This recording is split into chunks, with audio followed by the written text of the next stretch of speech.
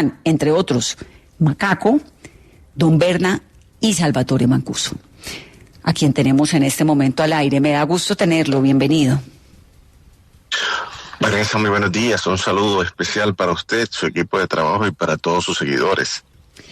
¿Usted hace cuánto está trabajando como gestor de paz? Yo recuerdo que esta entrevista la hicimos tal vez a comienzos de año y estaba esa posibilidad, pero ¿cuándo arranca de manera oficial?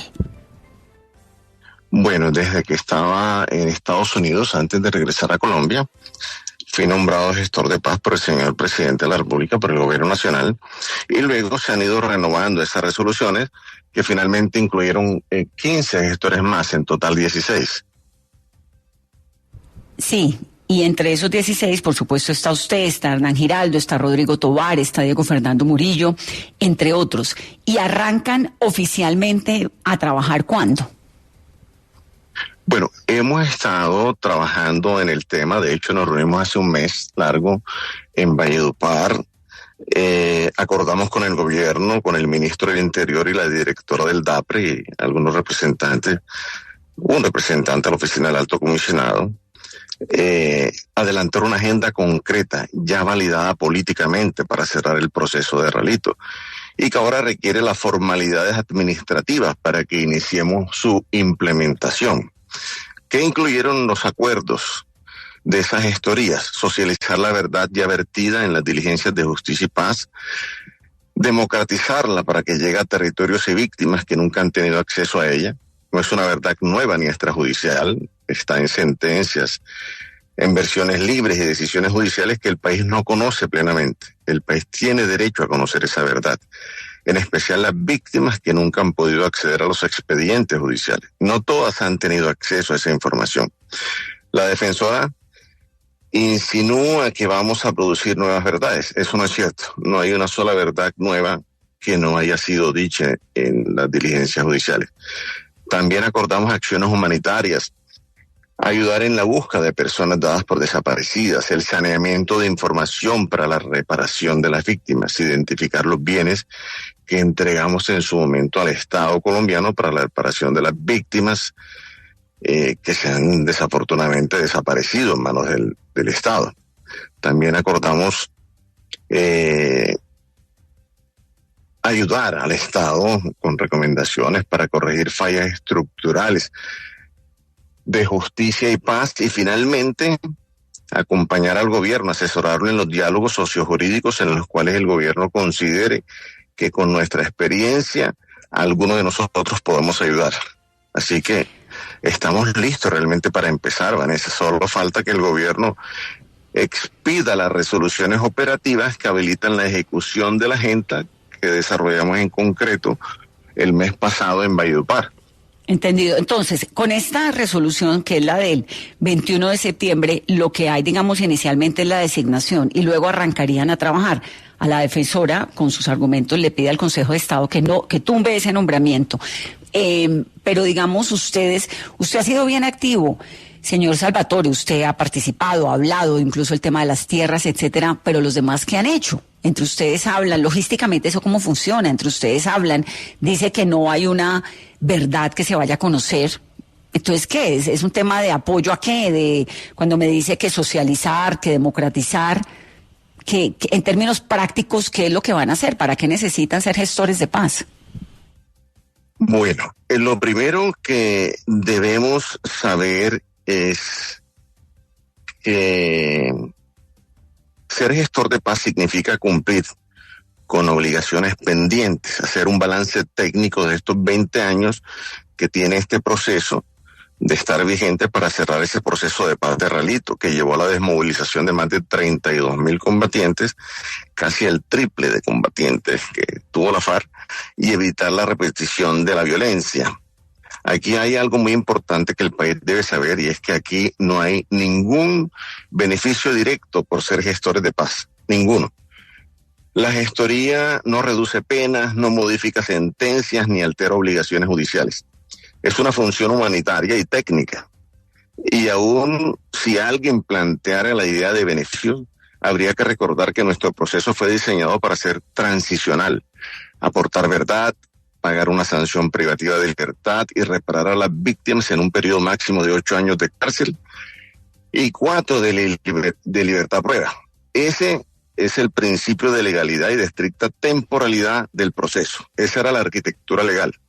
Ahora, el promedio habitual de un proceso penal de la justicia ordinaria en Colombia está previsto para un término máximo de 10 años, según el artículo 86 del Código Penal. Sin embargo, llevamos 20 años compareciendo de lunes a viernes en audiencias interminables en un proceso que debió cerrarse hace más de una década y que, según los cálculos recientes de la Corte Suprema de Justicia en la sentencia del 16 de septiembre de este año, con el radicado 148-107, es muy importante que lo puedan mirar, radicado 148-107, señala con muchísima preocupación la Corte Suprema de Justicia que para concluir o cerrar este proceso se van a necesitar 59 años y medio, situación que en palabras de la Corte rompe cualquier parámetro de razonabilidad. Entonces, si lo que realmente se quiere es que permanezcamos indefinidamente en un proceso transicional que se convirtió en una cadena perpetua encubierta, pues la defensora debería decirlo con claridad. Pero lo que no tiene sentido es pretender atacar una gestoría cuyo propósito es humanitario, que busca evitar la dilación del proceso que se está convirtiendo en una acción con daño para las víctimas, porque básicamente se están muriendo sin que el Estado les dé la reparación a la que busca identificar los bienes que entregamos para su reparación y que se han perdido en manos del Estado, que busque encontrar desaparecidos para entregarlos. Sí, en el caso suyo, Salvatore, yo tengo anotado hace muchos años que usted tenía, a ver si encuentro el dato, millones de hectáreas que se habían enredado como entre lo que antes era la SAE. ¿Eso es cierto? Sí, es cierto. Entregamos centenares de bienes y hay muchos que no sabemos dónde están. Afortunadamente las tierras no caminan, no tienen patas, no se van, pero no fueron a cumplir con la función social para la cual fueron entregados, que es reparar a las víctimas. Pero te contaba que esta gestoría busca acompañar al gobierno en la agenda de paz, en acciones que eviten que este país repita su tragedia, que busca propiciar que el Estado cumpla con su palabra, que no haya más rearmes por causa de incumplimientos y de las inseguridades jurídicas y físicas que se generan dentro de este proceso y que han llevado al asesinato, al exterminio de miles de víctimas y de más de 5.000 desmovilizados de las autodefensas, que busca que se adelanten procesos de paz que brinden garantías reales y verificables tanto para las víctimas como para los actores armados ilegales que le apuesten a la paz. Gestorías que en últimas buscan que no haya un muerto más, una víctima más producto de la violencia política. Las víctimas deben saber que ser gestor de paz no nos da ningún beneficio, que no es ningún privilegio, que no cambia nuestras sentencias ni reduce una sola obligación. Nuestro compromiso sigue siendo aportar verdad, responder por la responsabilidad de mando y contribuir a la reparación. Estas gestorías son una responsabilidad con las víctimas, con ustedes, con el país. Buscamos cerrar un proceso transicional que está causando más daño que justicia, incluyendo daño para las propias víctimas que están muriendo sin ser reparadas y sin que la violencia haya cesado en sus territorios y sin que la paz que el Estado les prometió se haya conseguido en esas regiones donde viven. Entonces, eso es lo que buscamos con las gestorías de paz, un compromiso con Colombia asumido con las víctimas ante el país y la comunidad internacional. Vanessa. Salvatore, desde el momento de su designación como gestor de paz, ¿ha recibido algún tipo de remuneración o de sueldo por parte del gobierno? No recibimos un solo peso por remuneraciones. Esto es una labor humanitaria, un compromiso moral que tenemos con el país, con las víctimas, y el conocimiento que adquirimos durante todos estos años de conflicto, pues que sirva al menos para que esta violencia no se siga generando. Y esa verdad va a contribuir, toda esa que hemos plasmado, a conocer por qué el conflicto se sigue repitiendo, se sigue reciclando y se siguen dando más víctimas, y por qué hay rearmados. El día que Colombia sepa esas verdades que indiscutiblemente van a tener una repercusión enorme, pues se va a conocer cuáles son las falencias que se están cometiendo dentro de los procesos que se están abordando de negociación con los actores armados. ¿Qué ganan ustedes con ser gestores de paz? Digamos, ¿por qué uno meterse en un conflicto de este tamaño con la defensora del pueblo ante el Consejo de Estado? Porque ante el Consejo de Estado se tienen que defender y tienen que argumentar, y esto es un proceso serio y extenuante también. ¿Qué ganan ustedes, señor Salvatore, con ser gestores de paz para darse semejante lucha? Bueno, lo que buscamos es hacer un balance que genere un debate que lleve a la modificación de la Ley de Justicia y Paz y por lo tanto a un cierre, no solo para nosotros, sino para las víctimas que en la dilación del proceso se están convirtiendo estos hechos en una acción con daño para ellas, porque básicamente, repito, se están muriendo sin que el Estado las haya reparado. Pero también para que no se repitan este tipo de incumplimientos y dilaciones con actores que nos desmovilizamos y con los que se rearmaron justamente por esa falta de seguridad jurídica y física que generan esos incumplimientos y dilaciones. Así que tenemos la obligación de hacer ese balance ante el país y el derecho, porque fuimos nosotros los que nos desmovilizamos y queremos reflexionar sobre los mecanismos y las formas de esa desmovilización. Para ello, se equivoca la defensora en advertir, por ejemplo, que en estos procesos en los que estamos adelantando, las víctimas. Lo escucho. Ella decía algo como que las víctimas tienen derecho a participar. Por supuesto que tienen derecho a participar las víctimas, y ellas tienen sus instancias judiciales y extrajudiciales de participación regladas por un marco jurídico muy definido en la JEP, en Justicia y Paz, en la Unidad de Víctimas, en el Comité de Impulso, en audiencias territoriales, etcétera, etcétera. Y nosotros no solo reconocemos y respetamos a las víctimas, que son el centro de este proceso, sino también esas instancias de encuentro, de diálogo con ellas, al igual que acatamos las decisiones que se tomen en esas instancias y seguiremos prestos a participar.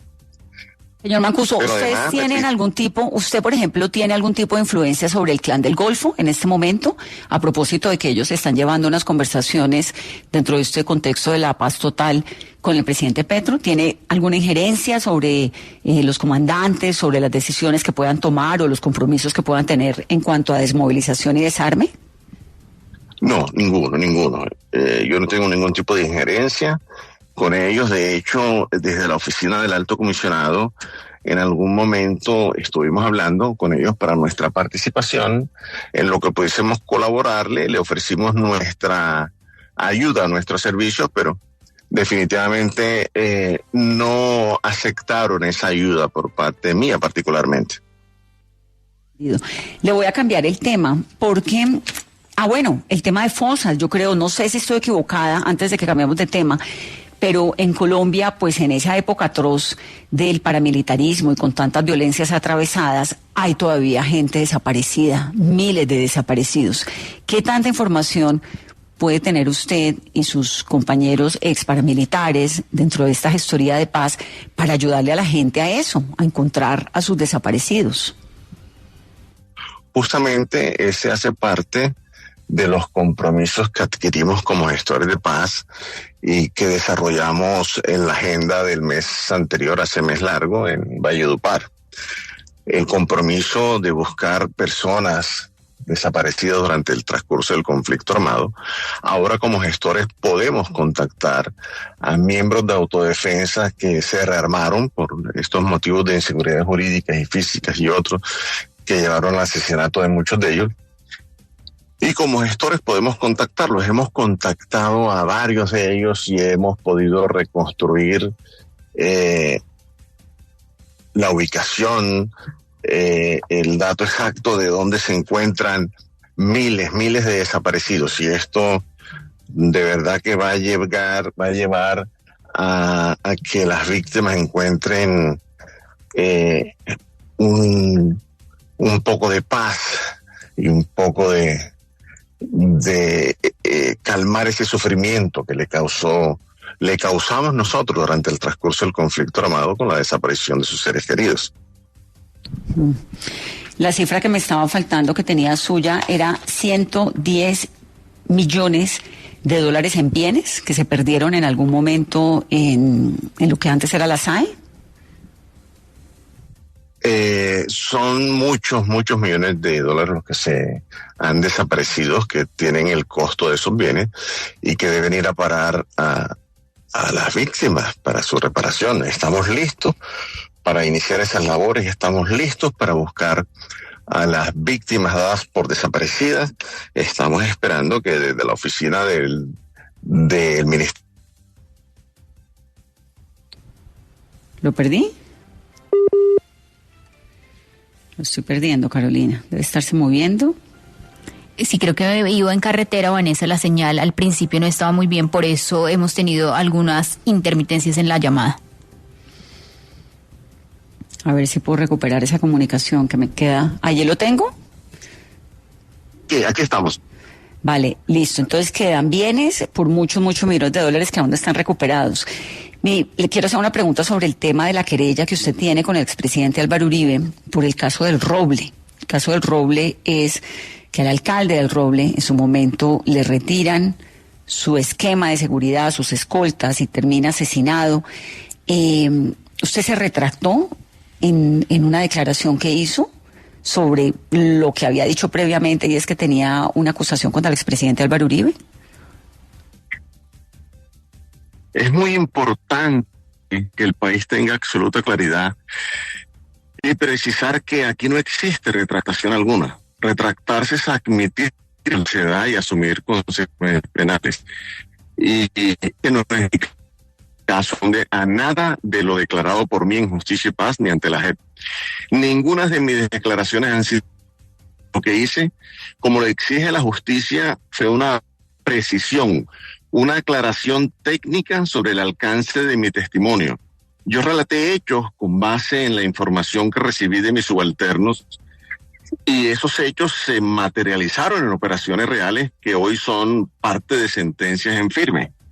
Lo que declaré ante la JEP fue información transmitida por un subalterno, Rodrigo Cadena, cuya conducta asumí penalmente como consta en Justicia y Paz, pero también precisé como corresponde jurídicamente, que esas actuaciones no me constan de manera directa, porque jamás recibí instrucciones del presidente Uribe para la comisión de estos. Esta es la precisión. Los hechos ocurrieron, fueron reportados por Espérame que necesito... Discúlpeme, es que le estoy escuchando muy mal y me parece que el tema es muy serio, necesito escucharlo bien. A ver si lo repito y lo escucho bien. Perfecto. Le repito, ¿usted me escucha mejor allí? Sí, ahí le escucho, no se mueva porque me está dando una aclaración muy seria y necesito escucharlo bien.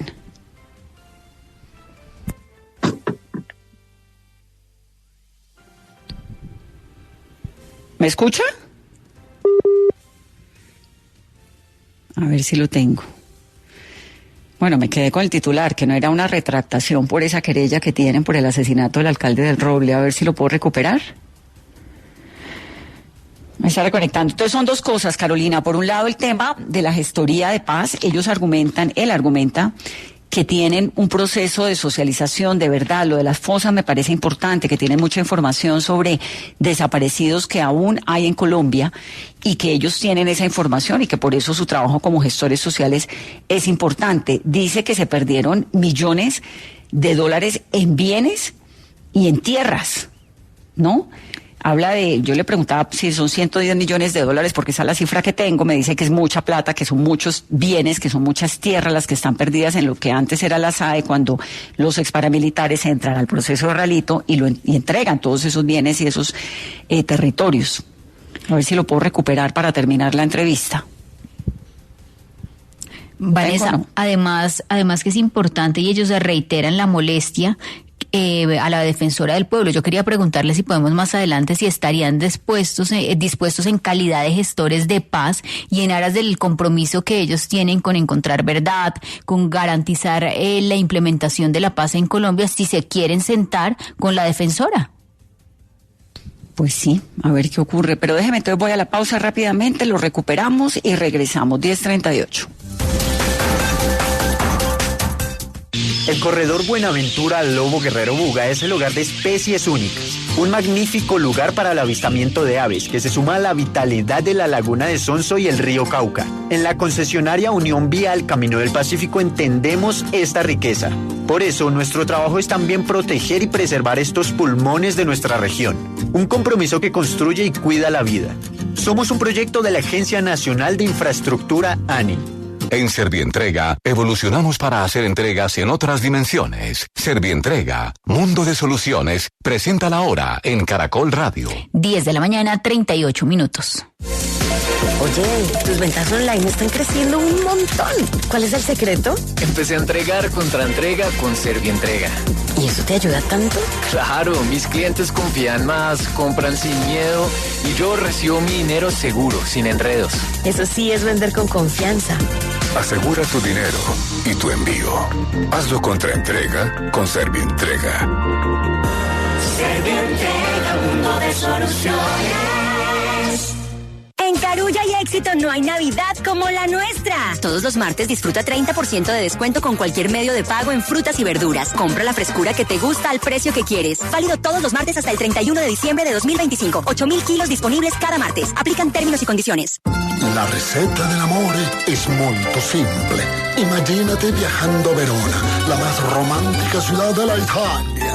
Imagina una mesa con velas, albahaca, ajo, tomates y en el aire una bella canción. Ah, y lo más importante, una gran pasta para enamorare. Pastas Verona. Pastas Verona. Si sabes de amor, sabes de pasta. Pastas Verona. La radio que lidera la radio en Colombia recuerda.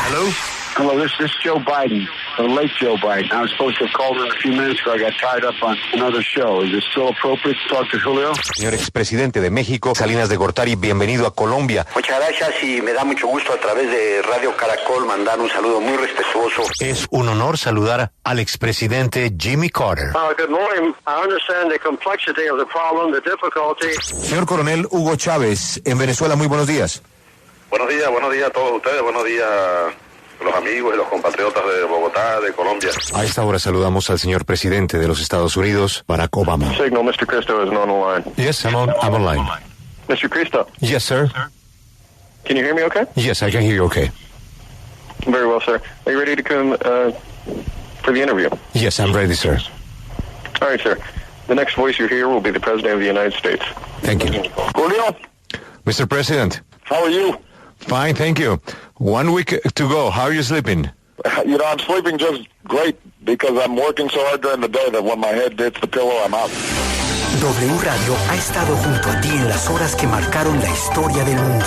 W Radio, siempre original, siempre W.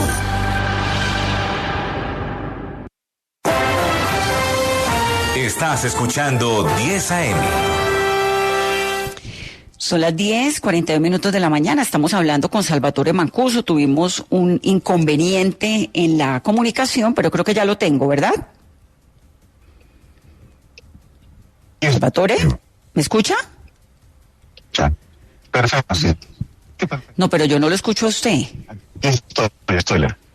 Aquí la estoy escuchando perfecto. ¿Mejoró? Sí, mejoró. Le hacía la pregunta sobre la querella del expresidente Álvaro Uribe. Me dice que usted no se ha retractado. Explíqueme, por favor, porque yo entendí que sí. Correcto, no. Es muy importante que se tenga claridad que no existe retractación alguna. Que retractarme sería algo así como admitir falsedad y asumir consecuencias penales, y eso no corresponde en nada a mi caso ni a mis declaraciones en Justicia y Paz ni en la JEP. Ninguna de mis declaraciones han sido falsas en ningún momento y en ninguna instancia. Lo que hice, como lo exige la justicia, fue una precisión, una aclaración técnica sobre el alcance de mi testimonio. Yo relaté hechos con base en la información que recibí de mis subalternos, y estos hechos se materializaron en operaciones reales que hoy son parte de sentencia en firme. Lo que declaré ante la JEP fue información transmitida por un subalterno, Rodrigo Cadena, cuya conducta asumí penalmente como consta en Justicia y Paz. Pero también precisé con igual firmeza, como corresponde, según ordena la justicia, que esas actuaciones no me constan de manera directa, porque jamás recibí instrucciones del presidente Uribe para la comisión de esos hechos criminales. Esa es la precisión. Los hechos ocurrieron, fueron reportados por mis subordinados y yo asumí responsabilidad por línea de mando, como en el caso del alcalde del Roble, origen de la querella del presidente Uribe, y que al mismo tiempo no tengo conocimiento directo de participación del expresidente Uribe en esos hechos. Es importante aclarar que en justicia transicional se me exige narrar los hechos del conflicto armado sobre los cuales haya tenido conocimiento, así no haya participado directa ni indirectamente en ellos. Es decir, como me fueron informados por mis subalternos. No hacerlo sería faltar a la verdad judicial. Y lo dejé absolutamente claro en la conciliación. También es importante aclarar que he sido condenado por línea de mando por miles de hechos que no conocía al momento de esa ejecución, sino que conocí años después en la reconstrucción judicial. Eso lo hice todo sobre mi obligación de precisar, de aclarar. Por lo tanto, la retractación no corresponde en absoluto, ni aplica jurídica ni fácticamente a este caso. Por eso la Fiscalía recibió mis aclaraciones y el expresidente dio por superada la querella.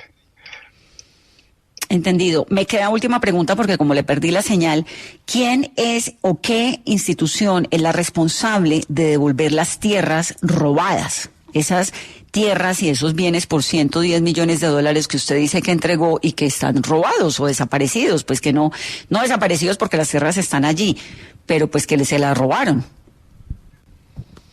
Bueno, nosotros le entregamos para aquel momento Acción Social, luego la sociedad artificiales, la que era la de tu paciente y ahora está en manos de la SAE, pero básicamente la Fiscalía General de la Nación, que son tendencias al cual nosotros la acción libre, entregamos la información concreta, con fotos, con videos, con matrículas inmobiliarias, con escrituras, las que tienen escritura, las que para restitución de la información de los bienes.